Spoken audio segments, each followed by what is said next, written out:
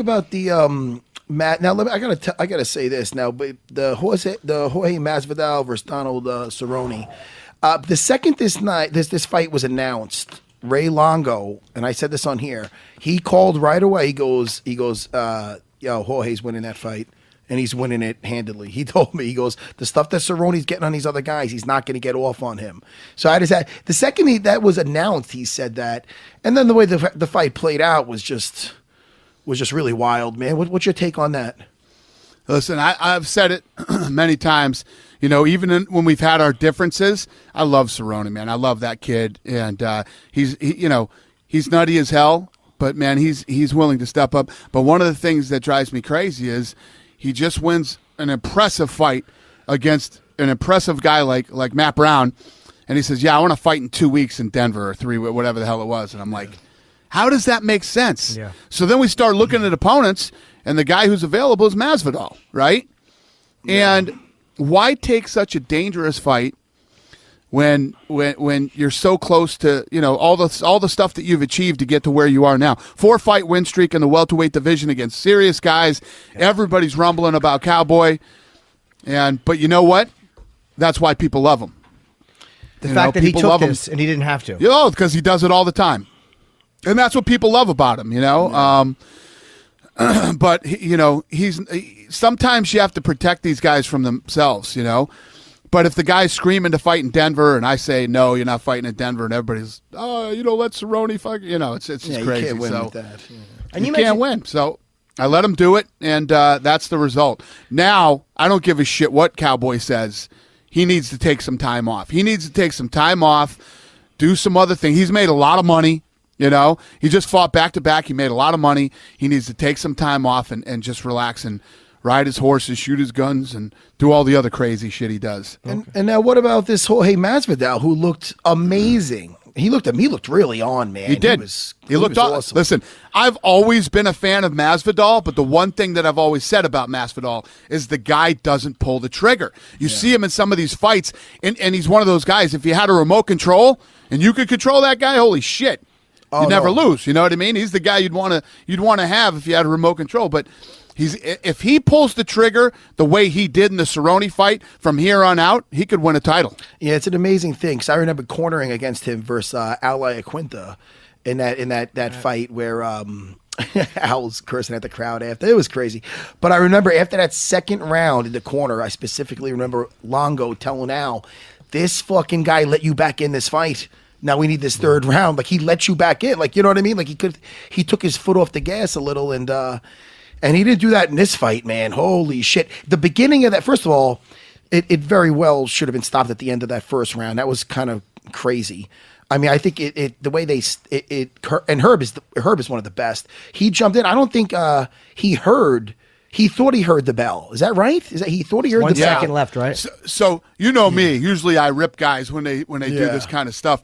But I'm going to tell you right now, I was there ringside. It was so loud that I didn't know if the bell had rung or not either. Wow. So I called the truck and I said, "What's going on?" I said, "Replay that. But my truck replayed it without the clock on there. How the fuck does that make sense? You gotta play the replay so that people can see if the bell rang without the clock. You know what I mean? So it made no sense. But they ended up getting back to me and telling me that Herb stopped it before the bell had rang. But to his defense, you couldn't hear shit in that place. When Cerrone went down, and he was on, the place was so loud, it was insane. Yeah. And he probably wanted to, like, knowing he couldn't hear, he probably wanted to err on the side of caution, not have a guy get his fucking head pounded in. Exactly. Here's what I do love, though. He jumped in, he made a decision, and he went with it. You know what I mean? You see some of these guys stop it, and the crowd goes, "What? Boo, this is finished." And they're like, they're running around. They don't know what the fuck to do. Yeah. At least he jumped in. He made a clear-cut decision. No, the fight is still going. Get to your corner. Yeah. It ended up he was wrong, but at least he made the decision, you know? That's a tough job. It's a tough job. And especially it's fucking loud. You can't hear anything. You hear those clappers that there's 10 seconds left. Right. He was probably trying to count down in his head, because you couldn't hear it. I don't know. Plus, what the fuck do I know? That's what I thought, because that was my experience at the fight. Plus, if he had let him fight, if he had missed the bell and it had been 12 seconds, and he had let a guy take a pounding 2.5 seconds longer than he was supposed to, they would have crucified him.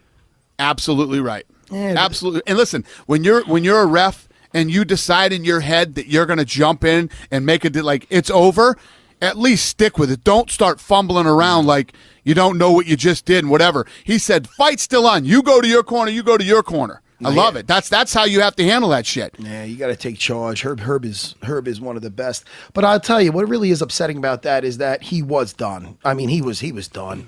And he's such a gutsy guy that it's almost like, I want to go back and I want to watch what's going on in between that corner, and I want to see. Well, that's the thing. Well, doctor went in and talked to him. Doctor talked to him, looked at his eyes, made him step forward. A doctor ran him through a bunch of drills before they let him go back out there, because he was right in front of me. Yeah. So his corner was talking to him. I don't know what they were saying, but his corner was talking to him. The doctor came over and talked to him. The doctor did a few things with him and then determined that he could continue to fight. Now, I was watching backstage in the green room, and I saw, I don't know if you could, so you was cage side, so I don't know if you saw there, but the beginning of that second round, oh man, what a nightmare. Yeah, I mean, Donald must have looked across the cage, and Jorge was like smiling at him like, I got you. Like, he might have even said something to him. Like, I did see that. Oh man. First of all, I get tingles, man. It was wild. No, Jimmy? Yes.